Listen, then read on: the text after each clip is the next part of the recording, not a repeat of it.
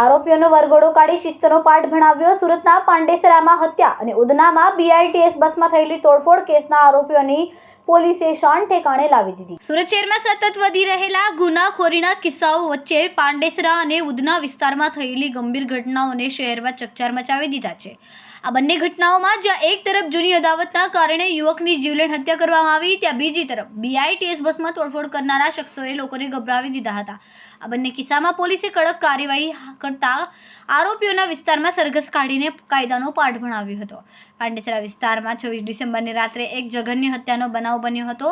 26 વર્ષના દીપક રવિન્દ્ર સાવની 5 શખ્સોએ મળીને કાતર વડે હત્યા કરી નાખી હતી. હુમલામાં દીપકના ગળા, છાતી અને પેટના મોઢા પર ઘાતક ઘા મરાયા હતા. ઘટના દરમિયાન દીપક અને તેના મિત્ર દીપકસિંહ ઉર્ફે બાટલા સાથે હેલ્થ સેન્ટરના ગેટ નજીક બેઠો હતો. હત્યા માટે આરોપી કૃષ્ણા તિવારી અને મનીષ પ્રજાપતિ પોતાની જૂની અદાવતને કારણે દીપક સાથે બોલાચાલી બાદ ઝઘડો કરી બેઠા હતા. વાત વકરીને ફિઝિકલ હુમલામાં બદલાઈ ગઈ હતી અને 5 શખ્સોએ મળીને દીપક પર જીવલેણ હુમલો કર્યો હતો.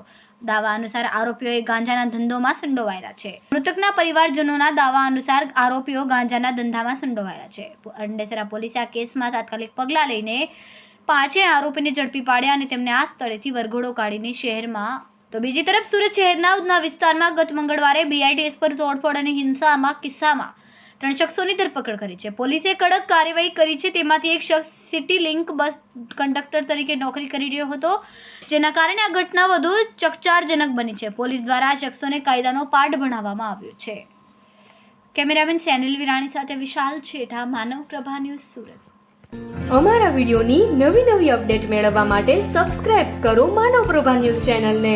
બેલ આઇકન ક્લિક કરો લેટેસ્ટ વિડીયો સૌથી પહેલા મેળવવા માટે.